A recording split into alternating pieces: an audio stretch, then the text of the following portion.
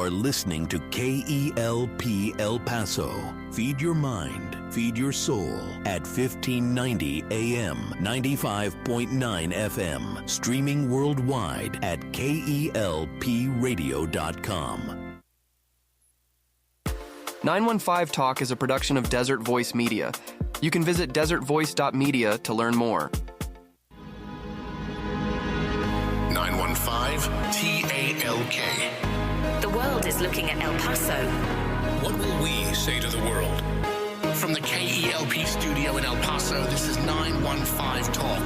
And now your host, Episode 340. Good afternoon, beautiful citizens of the borderland. This is 915 Talk, and I'm your host, Andy Frecka. Today we are yet again broadcasting from the heart of the world's largest borderplex. We're here at the KELP studio in El Paso, and today we have the distinct privilege of having Kenny on the board.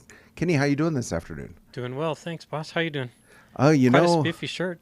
Oh, yeah. So for those who are listening to the radio, which is most of you, you can't see, I have my brand new KELP radio t-shirt.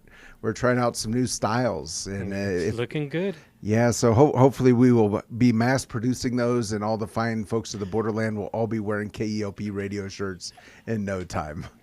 But today we continue our educational journey, Kenny, on the board. Like always. Yeah, we're learning to love our city, love our neighbors, and give God all the glory.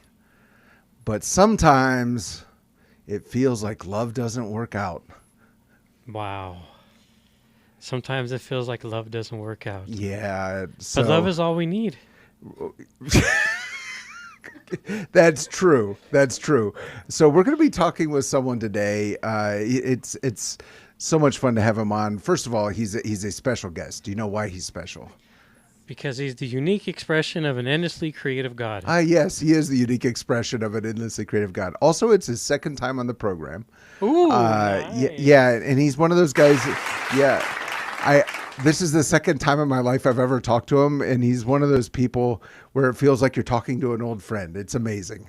But he was on before with his wife Cindy. They started the Braden Aboud Memorial Foundation, and I think almost everyone in town knows about them and what an amazing impact they've had on our community. That we were talking about the foundation last time we were on, but he let it slip as we were talking that he spent many, many years in family law and mediation.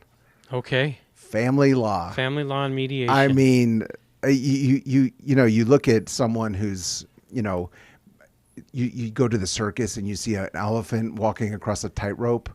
And then there's someone, on the trunk of the elephant, and they're blindfolded and they're juggling flaming swords. You know what I'm talking about, Kenny, on the board?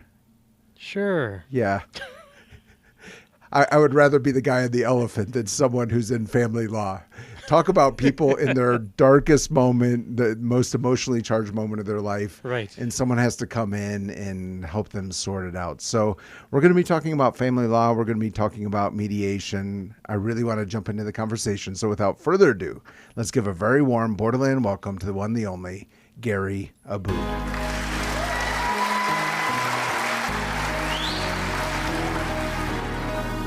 Gary, welcome back. Thanks, buddy. How are you? I'm doing all right. Good to see you. Yeah, so we have so much to unpack over the this hour, but as we talk about this, as I said in the intro about the kind of joking about the guy on the elephant, how do you get into something like this, or why? I started out in 1982, and I was working with my brother, and he was doing criminal defense work, and it was kind of an offshoot of some of his clients that needed some help, and I picked up the family law end of the business, to be honest with you, and it just kind of I found my niche, and I'm not terribly proud of it, but I did find my niche, and I did that for the next 41 years actually. So right. That's how I got started, and yeah. Okay, so you spent 30 odd years as an attorney in family law and 6 years on the bench. Right, I did. I went from 82 to 2009 practicing law, and then jumped on a bench as an associate district court judge and did family law exclusively for almost 6 years, and then segued into mediation after that for about of things. The first one that comes to mind is divorce. But what are some of the other things that it covers? Well, it covers post-divorce matters as well. I mean, there could be child support issues down the road, could be access and possession issues down the road. Also, the unfortunate parts of the case can be family violence cases. It can be protective order cases. It can be child abuse cases. It's a broad spectrum. When you say family law, it's not just divorces and child support. Right. Okay. So there's a whole list of things. I'm sure we'll talk about a lot of them. But with divorce, we're Christian radio, so I think a lot of people can come into listening to this and have like a very set idea in their mind on what that can look like. I'm sure you've seen every kind of case there is. I have. I really have. When you work that long in the practice, in that particular practice, you're going to see some of the most amicable separations between parties that are very mature in how they handle it. And then you're going to see some of the most disturbing separations and divorces. And it's a broad spectrum and much in between those two. Right. Okay. And one of the terms that you'll see in the news, particularly with celebrities when they're breaking up, is this term irreconcilable differences. Right. And it can feel sometimes like that's just a way of saying we don't want to talk about it. Right. I would say it's a good 20 to 25% of the cases are actually really irreconcilable differences when the couple has talked things through and has gone the distance to try and reconcile or to work things out, whether it's through counseling or whether it's working on it themselves. But the great majority of the divorces that I've encountered, both in private practice and on the bench and even in mediation, there's been a reason behind it, whether it's financial, whether it's infidelity, whether it's in-law issues, extended family issues, which plays a very, very big role in a lot of these divorce proceedings as well. Right. And with the idea of mediation, how does that work? And were you able to ever bring people back together where they chose not to divorce? Most of the cases that I did mediation, I was blessed. I had a very, very good practice as far as mediation was concerned. It wasn't one of the most popular options on the table when I started mediating. There were, of course, mediation for years and years, but my focus was 100% on family law. And I wouldn't necessarily say I cornered the market, but I had a lot of cases, and it was a full-time job. And I would tell you that a very, very small percentage of the cases actually, when they reached mediation, did not reconcile. There were some that at last minute would cancel, and there were cases where we were able to get them some counseling and that type of thing. And I never really pressed the issue of going through with the divorce or through mediation. I would prefer some sort of reconciliation. That was my opening line, Andy, to be honest with you. I would sit there and say, is there any chance of reconciliation between you two? And if they said, maybe, if I saw a little crack there, I might help them go in that direction. But most of the cases ended up in divorce. Right. Okay. Yeah. And I guess, we're not offering any medical advice today. Oh, thank goodness. Yeah. I'm not very good in science. We're just two guys talking. Yep. But when it comes to what is the difference between mediation and counseling? Oh, it's a big difference. Yeah, counseling, the mediator is not a counselor. The mediator is simply a facilitator. You get them from A to B. Mm-hmm. And so what in mediation, typically have attorneys on the case, and they will come in and they're prepared to present their entire case that they're actually going to present at trial if mediation fails. Right, yeah. And so what you do is you either convene with the parties in one room or you separate them initially, and you just make offers going back and forth, and you give a little bit of your expertise. But for the most part, that's mediation, coming to a conclusion and coming to an agreement as far as the estate's concerned, children concerned, that type of thing. Counseling, on the other hand, is completely out of the realm of the court proceeding. That is something that you get independently outside of the divorce action, which would include, professional counseling, psychologists, that type of thing. Right. Yeah. Okay. Yeah. So mediation is like the legal part once you kind of know you're splitting up. Yeah. I think and, like who gets what. Right. That's basically right. And I think the whole idea behind mediation is really to facilitate getting them to the end of the game. It's to save them from the embarrassment going to court. It's to save them from being very aggressive in court and really laying all your cards out on the table to the entire public. And so mediation is usually very closed session and and it's legally binding. It is just absolutely. like a court. Yeah. And the court cannot overturn that. Oh, so it interesting, is. It is an absolute finality to the agreements that you've reached. Okay. The only way that you can overturn that if there was fraud or misrepresentation. But I will tell you, it's extremely rare to have a mediation agreement overturned. Okay. Yeah. All right. So one of the basic things to know about mediation is this is a way, so to speak, not to air your dirty laundry to the world. Yeah, I think you're right. And also to cut the expense, the ongoing expense of attorney's fees, sharing bills, doing that type of thing. It really comes to crescendo on the mediation, and you're done. If you resolve all your issues at mediation, you are done. Okay. Yeah. And what would you say? You started to answer this, but a couple comes in, they're saying it's over. What are some of the common misconceptions they have about what's ahead of them? I think the common misconception. Are you talking about the mediation itself, or are you talking down the road in the future? Yeah, because I think a couple would come in and they would have in their mind, well, we're going to do this, this, and this, and we're done. Yeah, and they might not understand there's a ton of hoops to jump through. You're exactly right. That's an interesting question. I think the common misconception typically lies in the fact that they may sign an agreement, they may agree in totality as to how things are going to proceed in the future. But there are a lot of curveballs that are thrown down the road. Child issues are often the misconceptions that you may enter an agreement on child support, child custody, access and possession, and then a year from now, things change. And so the misconception is that the document that you have in your hand as you're leaving mediation is a signed document. It is a contract, but there are things that change down the road. The misconception is that is going to be your route plan. Yeah, exactly. And it doesn't always happen that way. Right. As far as property is concerned, that is it. That is over at the time of mediation.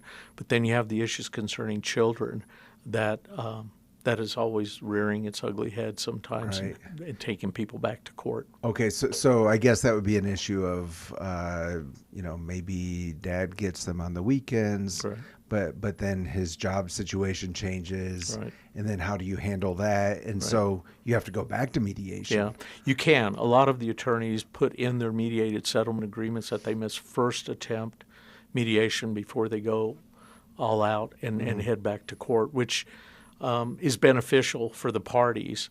That is not necessarily upheld by the court. The attempt may be a 5-minute walk-in, and it may cave the mediation when one party says, "I'm here. I don't want to agree to mediation. I want to go back to court." But I would tell you that a high percentage of the cases end up back in court because of some of the examples you gave on things change. Yeah. Yeah, okay. But property, once you've sorted that out, you're done. All right. Yeah, you can't collaterally attack that in the future. You are done on the day you sign on the dotted line. Right. And how does that work in Texas with the property? In what respect are you asking this? I mean, is it you just talk about it? Yeah, absolutely. For example, if somebody's got a house, somebody wants to stay in the house, and the other party is fine with that. You try and figure out what percentage may come out of that for the party that's not going to stay in the house, and what that person's share might be. But property, it could be that, it could be retirement accounts, it could be savings account. Property encompasses everything that is not related to the children. Okay. And that is all resolved as well. And so all of those issues are discussed at mediation as well. Okay. Well, I'm trying to avoid asking you the question, what's the worst case you've ever seen? So I'm You're not gonna going do to. that. Thank I'm not goodness. going to. Yeah, I've got some. Yeah. tell you. What I want to ask you, can you think of a bizarre piece of property that a couple argued over? Well, I will tell you the one that just absolutely was crazy was I was an attorney. It wasn't a mediation. And we actually had a custody case over the family pets. Okay. The parties spent an additional $10,000 to fight over the family pets, and the court ordered visitation rights for the pets. I know it sounds crazy, and I remember the names of the pets. There was Tinkerbell and Charcoal, and this was 30 years ago.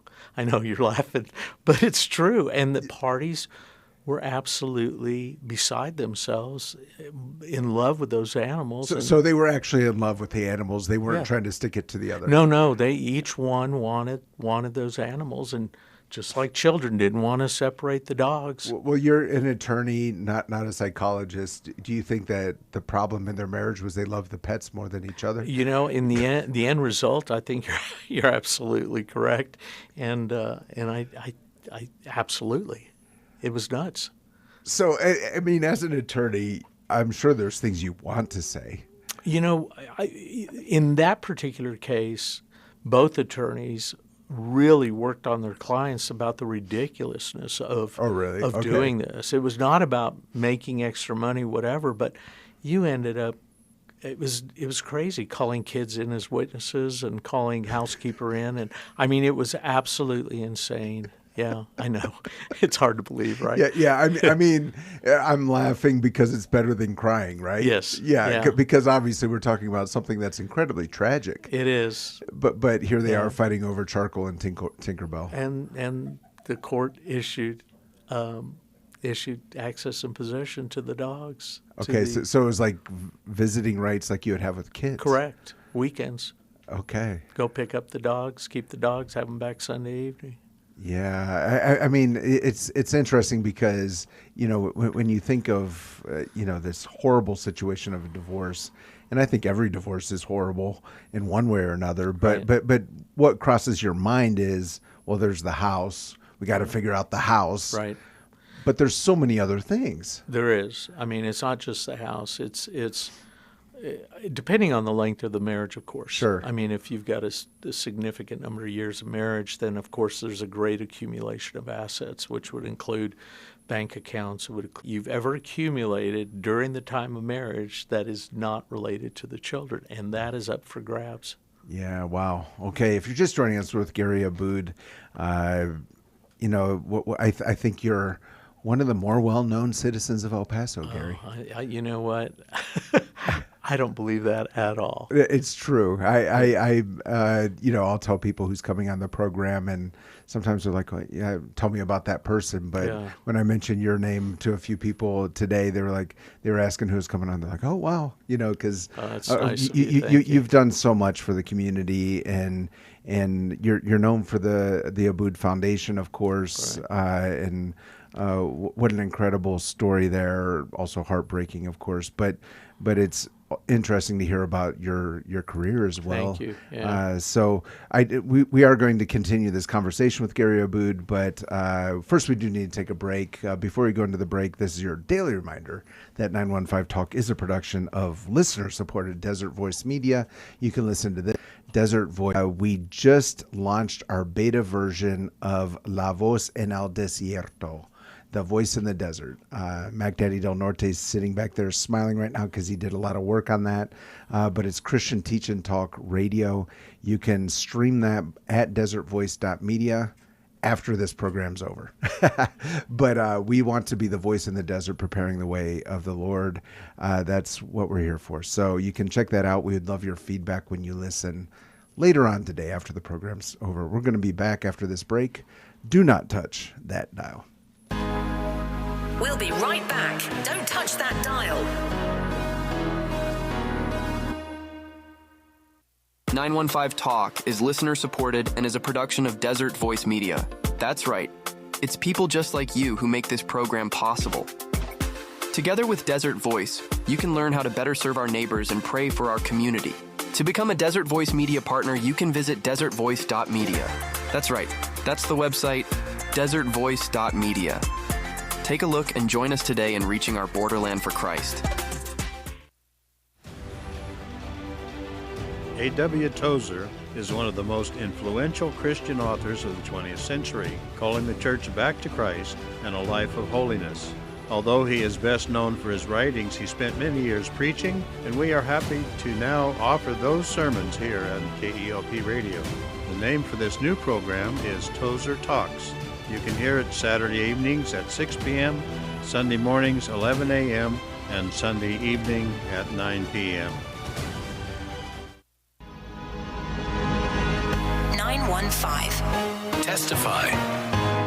When I was 14, I had this idea to get into filmmaking and make this own show that I picture, and I had this plan in my head that it was just going to happen someday. I finally learned that God is the one that makes everything happen. I would say the number one way that I have grown closer to the Lord has been by the times that I realized how awesome His plans were for the future that weren't my own. It felt like God all of a sudden spoke to me saying, "It's not your job to feed the 5,000, just bring the loaves and fish." And I finally grasped what that meant. And since then, I have just embraced that same area of storytelling as my passion now. But I've done it in a way that I realize God is the one that makes things happen, and you don't have to rely so much on yourself. That has really been the most beautiful truth I've learned in my life moving forward. My name is Gigi Wilcox. If God did this for me, He can do it for you.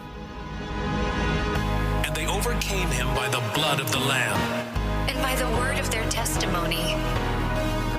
Desertvoice.media. We're back. You're listening to 915 Talk. We are back, and you are listening to 915 Talk. I'm Andy Frecka. Today we're with Gary Aboud, well-known member of our community. As I said before the break, he's shaking his head. He doesn't agree. But we're talking about his career as a family law attorney, mediator, and judge. But we were talking before the break, Gary, just about, dividing up the property, mediating all of that. I'm sure you saw some emotions. Yes. It's one of the great emotional roller coasters that a person can have in their lifetime, to be honest with you. And it's not something easily forgotten, too, with my experience and a lot of people that I've come across in family law work. It's a trickle-down effect, too. It just doesn't affect the two parties that are going through it. I mean, it's the children are affected. It's the collateral family members, Right. in-laws, that type of thing. And unfortunately, a lot of times you're bringing in neighbors and you're bringing in friends, and it's the great divide. We're What do you mean bringing in, like as witnesses? Well, not necessarily, but really, there might be situations where you were together as a husband and wife and you created wonderful relationships with people. And then once the divorce starts, they take sides. And really, it's a shame, but you lose friendships with people that you've been friends with for 20 years because they've taken one side or the other. And or they just simply don't know how to navigate. Right. And I saw a lot of that. Yeah. And I think a lot of the problem also is the effect it has on the kids, and it's devastating. Most kids, of course, don't want to see their parents divorced, but there are some kids that say, you know what, I am not an advocate for divorce. I am really, I love the institution of marriage. If it works, it's the greatest thing in the world. But if it doesn't work, it's the hardest thing to come home to every night. Right. So, yeah, it's an emotional roller coaster Well, for sure. Again, with that, I mean, what would you say to someone who you're not in the practice anymore, Right. who comes to you and says, "Hey, I'm thinking about this," like, what would you tell them about considering the cost of this? Yeah, it's more than just a financial cost. Sure. It's a crushing blow to family members as well. If you're talking from a financial aspect, it is costly. I mean, you've got the filing fees, you've got the attorney's fees, and if it's a real battle where there's a great accumulation of assets, or if you decide to take on a custody case, these attorneys are charging anywhere from $250 to $500 an hour Sure. To represent you. And Yeah. that includes telephone calls, office visits, them working on your file, Yep, they answering. got that meter ticking. You bet. It's like our recent electric bills. I mean, it's just going round and round and round. Sometimes I wonder if the city has this huge magnet that just pulls those arrows around our electric meters. Oh no, we better be careful. We're going to be talking for 30 minutes about electric bills. Yeah, I know we are. That may be your next guess. But anyway, the cost is exponential, especially if it's a contested divorce. How many hours of attorney work does it take to? I would think for the most part, if you've got a rather simple divorce where it's a short period marriage, the parties really kind of sort of get along and just kind of want to get to the end game, you could probably be divorced anywhere from $1,500 to $2,500. And I know that seems like a lot, but to be honest with you, you can get it done for that. I'm pretty confident. But you could spend tens of thousands, if not. I mean, I've seen divorces that came to my court that had $250,000, $500,000 per party in attorney's fees, which is absolutely insane. Yeah. The assets were huge, but the anger really drove a lot of those attorney's fees up, to be honest. Yeah, I mean I guess that's part of it. If you're is vindictive the word here, Yeah, probably right.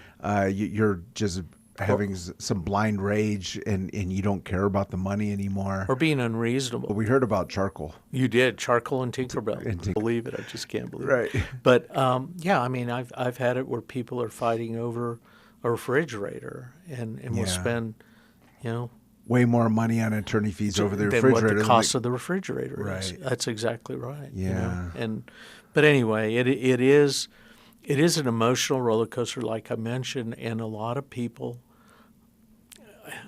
they play it like it's a football game. They want to win, and they want to.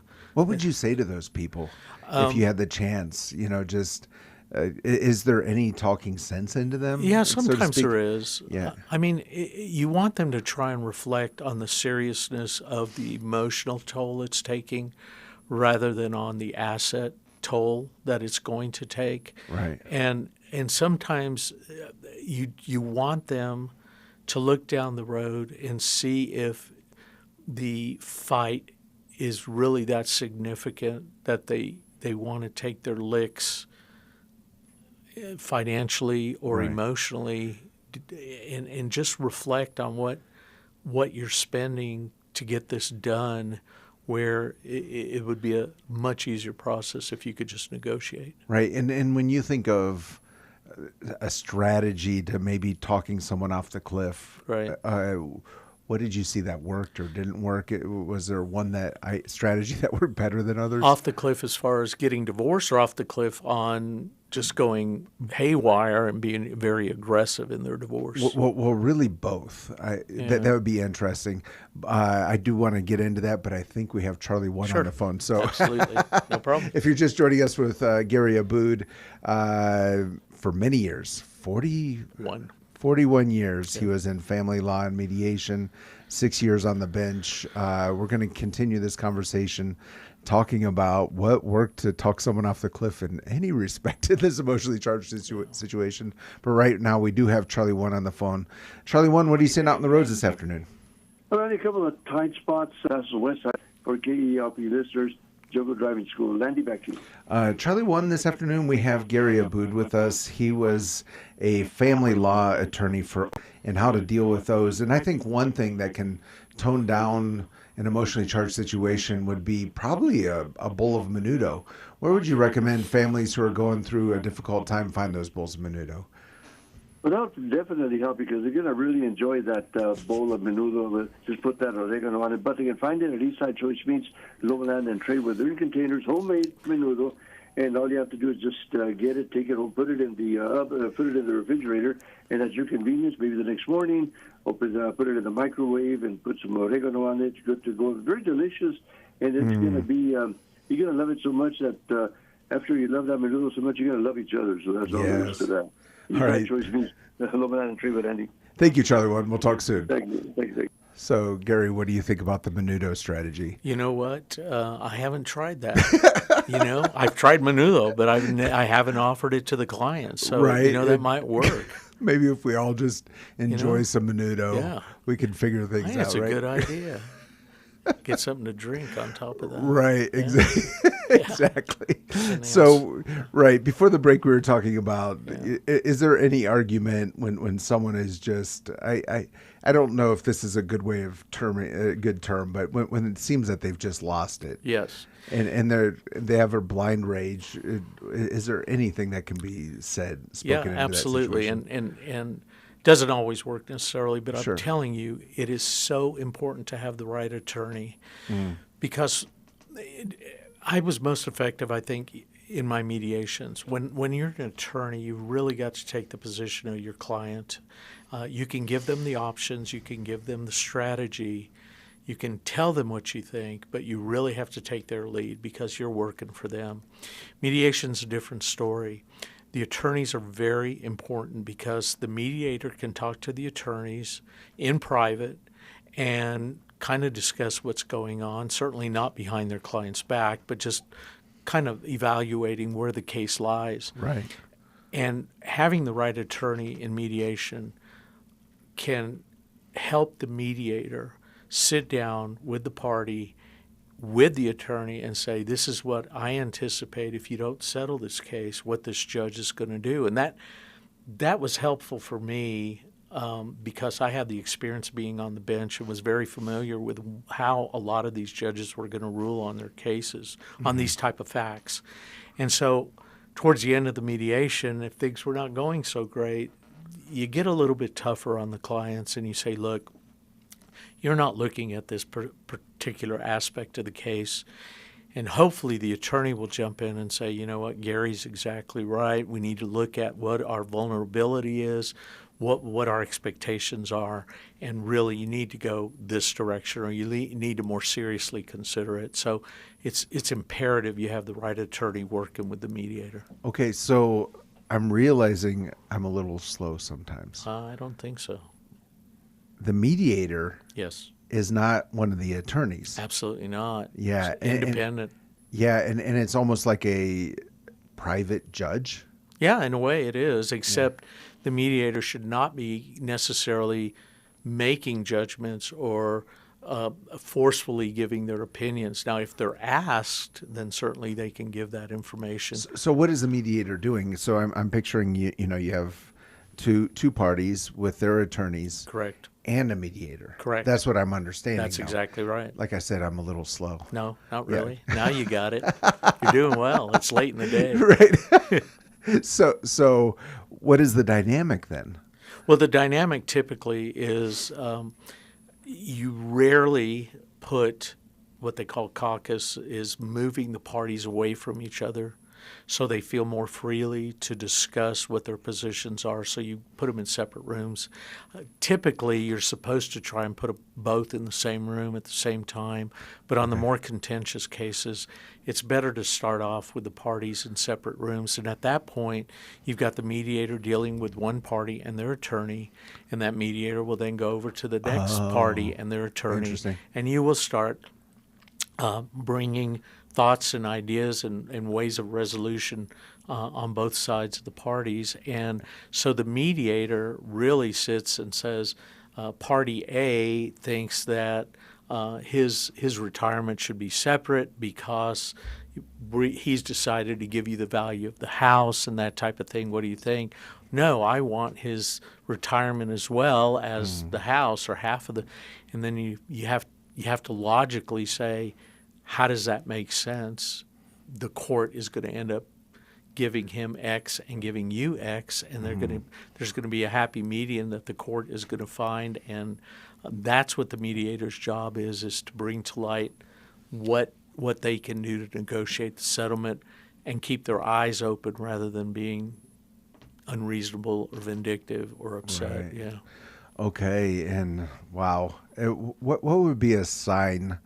I mean, I think in some cases it would be obvious, but maybe a less obvious sign that this is really contentious and they need to be in separate rooms.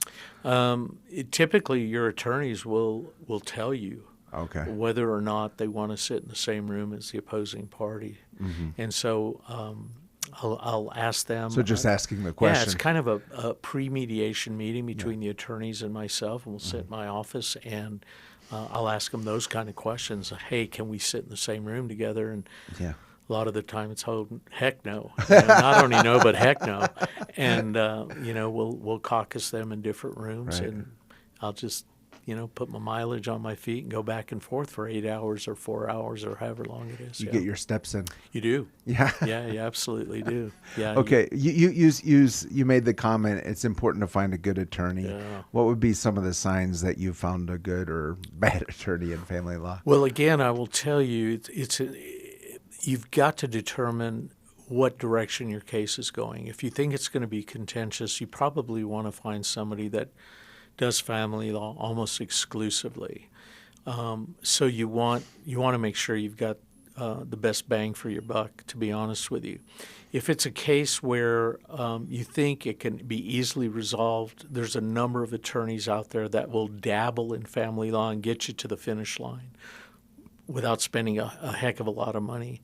And so the more difficult the case is, you want to vet your attorney and make sure that you have attorneys that can represent your best interest and make sure that they're skilled in what they're doing.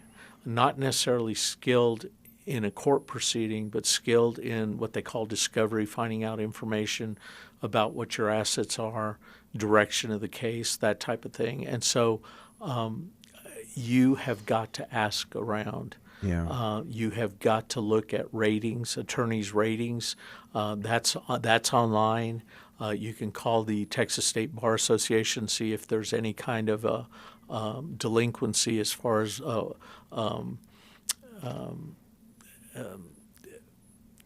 complaints that have been placed against attorneys, that type of thing.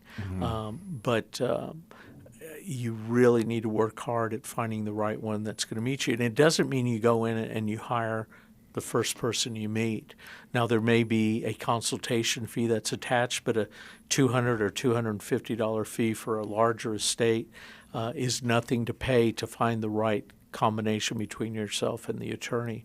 So you may not just stop at one office. You may go as far as 2 or 3 or 4 offices until you find the right one. Right, yeah. Be careful. It's a big decision, right? It is a huge decision, right? Yeah. If you're just joining us, we're with Gary Aboud. We're talking about family law. Gary spent over 40 years, both in mediation and on the bench. We do need to take a break. Before we go into the break, this is where KELP Radio would like to thank our impact partners. These are local businesses, churches, nonprofits, educational institutions that have joined us in our journey to serve our community through radio ministry. And because I saw Gary laughing, chuckling, when we were playing our jungle driving ad, I'm going to thank Jungle Driving School today. Good folks over there. They're at the Shops of Solana, shops at Solana. I don't know. We still call it the Sunland Park Mall, right? But Jungle Driving School's over there. I know the owner, really good guy.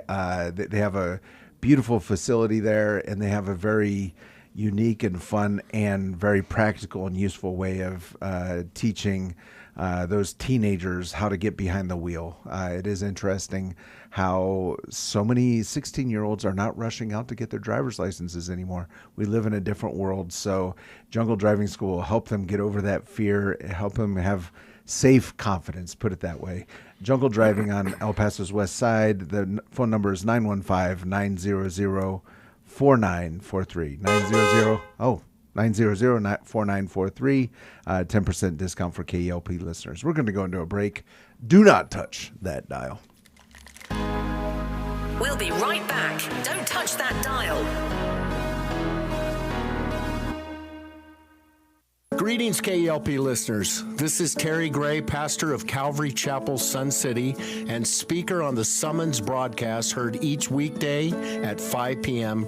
right here on this station. Calvary Chapel, Sun City is located at 960 West Borderland Road on the west side of El Paso.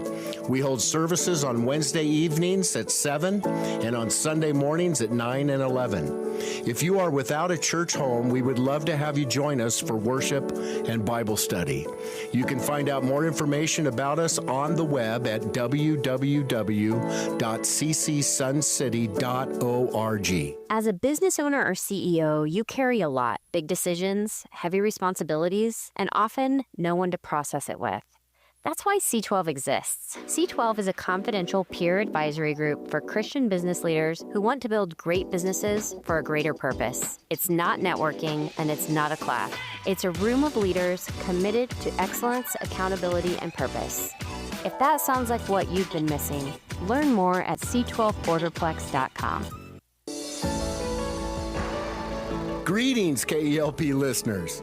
My name is Terry Gray, and I have the joy and privilege of serving as the pastor of Calvary Chapel, Sun City, located on the west side of El Paso. I also have the joy of connecting with the radio audience in the borderland through the Summons broadcast heard each weekday at 5 p.m. right here on this station. On Summons, we study the Bible book by book, chapter by chapter, verse by verse, precept by precept. Please join us each weekday at 5 p.m. for Summons right here on KELP.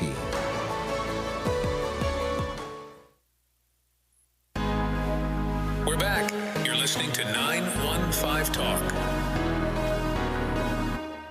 We are back, and you are listening to 915 Talk. I'm your host, Andy Freck, and today we're with Gary Aboud, a fine, upstanding citizen of our community, but someone who spent more than 40 years in family law. And, you know, what a tough subject, Gary. And I kind of hope that if there's someone listening and they're considering divorce, that maybe part of this conversation will make them think maybe it's not worth maybe it's easier to at least try to figure things out.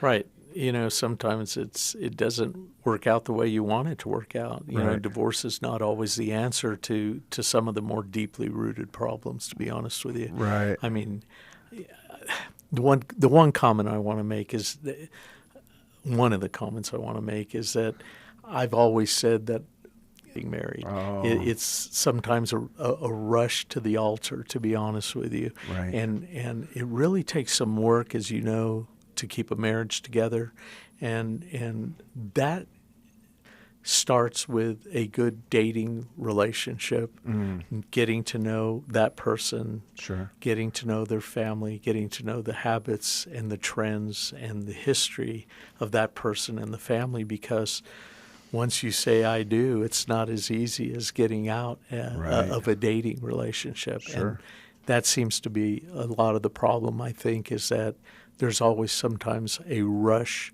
to the altar rather than working through a thriving relationship before you get married. Right. Yeah. Yeah. No, that's very useful. And with that in mind, How long does it take to get a divorce? Oh, my goodness. Well, state of Texas, minimum 60 days. There's a 60-day waiting period. So once you file for divorce, you're not going to get married within the first 60 days. Annulment is a whole different animal. Texas does have annulment.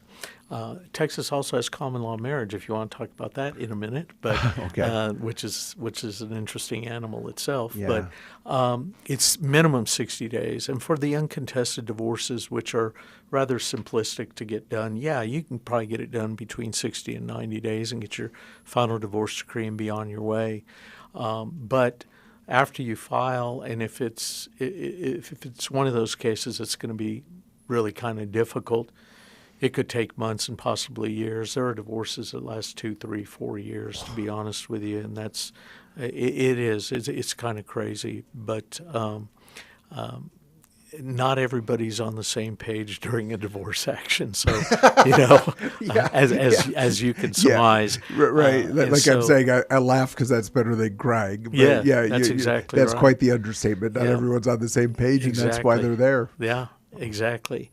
But divorce could take 2 or 3 years sometimes, and I truly believe the majority of divorces are done within 6 months to a year and a half. So it's still pretty long. It is very long, and the courts are backed up, and it's not that your attorneys are trying to get the case done for you. I mean, I think most of the attorneys are trying to do the best job and move on to the next case, to be honest with you, but these courts are so backed up, and there's so many motions that are filed. They've got hearings all day long, and we don't have a whole lot of family courts. I mean, we've only got 3 family courts, but we've got a juvenile court. We've got sometimes can't get to your case. Yeah. It takes months. Yeah, and I actually don't know the answer to this question. I guess I've lived a sheltered life. As a couple is going through a divorce, what is the usual living situation? Well, again, that depends. It's a very strained relationship. Circumstances where the court has no choice but to leave the parties in the house because it's not required, but it's financially one of the parties is incapable of moving out of the house. Sure. And so they leave the parties in the house, and sometimes the battle escalates and one of the parties says, oh, heck with it, I'll just go live with another family member. But I've even had cases where you move because of the kids and because of their love of the house and the neighborhood and the school. Sure. Yeah. They have parents moving in and out of the house, which is nuts as well. But it does happen where you've got a mom, say, that lives Sunday through Wednesday, and dad lives Wednesday through Saturday, and they're in and out of the house. I mean, trying to facilitate some sort of normalcy in the child's life. So it's difficult. Every case is absolutely unique, and it has to be treated that way. You can't do divorce like it's routine. You just can't do it. Yeah, I guess I would chime in with my own thought here of if you're looking at 6 months to 2 years, might be worth spending a couple of weeks going to counseling. I agree. Give it a try. Yeah, at least a few sessions. Yeah. See what happens because you're not going to be able to rip off that Band-Aid in a week or two. You have a long road ahead. The one thing that judges have done and have implemented, which I think is an excellent idea, and it's not just to increase your business as a mediator, but most of these judges are absolutely requiring mediation before going to trial, which is a good thing because I would assume probably 50 to 75% of the cases eventually settle at mediation. Okay. Yeah. And the ugly ones don't. You end up going to court. But these judges have done a really good thing here in El Paso in requiring mediation. Since both a mediation as an attorney on the bench here in Texas, if you could change a law, what would that be? You were in the legislative branch. What would you do maybe differently? The one rule that I had the biggest issue with was joint managing conservatorship. Okay. The presumption is that both parents are good parents, both parents in time and energy and finance and school and education. And that's not necessarily true. And a lot of times judges will stick to the letter of the law and actually enforce the joint managing conservatorship and place children in one of the parties' possession that, in my opinion, don't necessarily have the skill set to be that joint managing conservator. I'm not saying that I would necessarily want to change that rule, but I would want a little bit more leeway on making a decision on my own whether or not there should be a significant amount of deviation from what joint managing conservatorship is. Like I said a minute ago, every case is unique. You cannot just across the board implement rules that don't necessarily fit the intention of the legislature. And I tend to think the joint managing conservatorship rule is one of those, to be honest with you. So what would the difficulty be actually drilling into the difference in their parenting or their situation? Yeah, I think and so. And that takes time and effort. Yeah, it does. I've had cases that have come to me where they have what is called under 3 access and possession, where children are under 3 years of age. They usually do it in increments of 6 months, 9 months, a year, 18 months. Transfer possession, access and possession, not necessarily full-time custody, but transfer access and possession of to a parent for an entire weekend or days on end where the child is still breastfeeding. And I just think there are certain and that is a real gray area, because moms or dads that don't have actual, and I use the term loosely, custody of the child, and the child is breastfeeding with the mother, there are dads that can absolutely provide that to the child, pumping milk and doing that kind of thing. But there is, in my opinion, separation anxiety. There are issues that the court, I think, needs to look at before they just they follow the letter of the law and make those transfers on access and possession. Right. Yeah. Okay, so looking back on 41 years serving in this way, I don't know, what's the takeaway? What's the words of advice? What's the thought for even our world? You know, because this is such a big issue. Yeah, it's tough. I think we have watered down the marital relationship. I think we've watered down the institution of marriage. I think we have lost a lot of respect for each other. And I think it doesn't seem like a lot of these marriages and these relationships are worth fighting for a lot of people. At one point, you loved that person. At one point, you made that decision not only to love that person, but to be with that person. And what happened? What went wrong? Was it infidelity? Was it finance? Was it, I don't like her toothbrush in my glass, in my cup? I mean, are these really insurmountable issues that cannot be resolved maturely? And don't shy away from getting some help. You can't always necessarily fix it on your own. And getting somebody else's perspective can really help if you've got an open mind to it. Yeah, love that. Wow, what a heavy issue in 41 years. 41 years. You keep saying that. Yeah. And I'm only 45. Yeah, I know that's amazing. It's amazing. Yeah. I was a child prodigy. Unbelievable. Yeah. So Gary, have so enjoyed this conversation. We just have a few minutes left. Yeah. But maybe let's talk with the remaining time about the Aboud Foundation. Yeah. It's I think a well-known name around town, but what's been going on? Well, Braden Aboud Memorial Foundation has entered almost their 20th year, and we've got a lot going on. We just gave away a ton of backpacks to schools. We've got our shoe giveaway.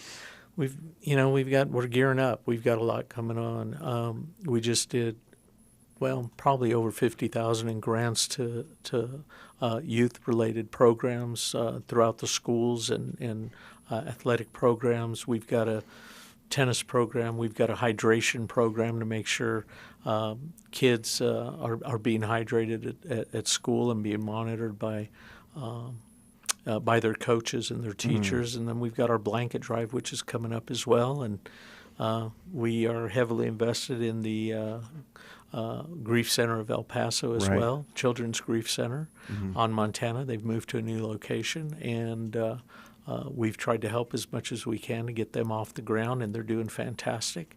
We've been blessed 20 years and just a ton of support, and we're in the trenches, and we continue to be in the trenches, Yes, it's such an amazing story about, of course, there was the tragedy with your son, Braden. But wow, what a story of our community as El Paso coming together. And really, what really resonated with me with that conversation we had about the foundation was it was young people in El Paso that wanted to do things. And it was, you weren't even looking to do this. And now it's turned into this amazing thing, doing all those things that you just, big things that you just lightly listed. So the Braden Aboud Memorial Foundation, it's bestrongelpaso.org. Be the letter strongelpaso.org, which is so cool. Everything you're doing around town. We're blessed. We've been blessed. God's been behind us for 20 years. That's amazing. Gary, thank you so much for coming on today. My pleasure. Truly enjoyed this conversation. Absolutely. As we always say, let's learn to love our city, love our neighbors. I'm going to add today, let's learn to love our spouse. And give God all the glory. This has been 915 Talk.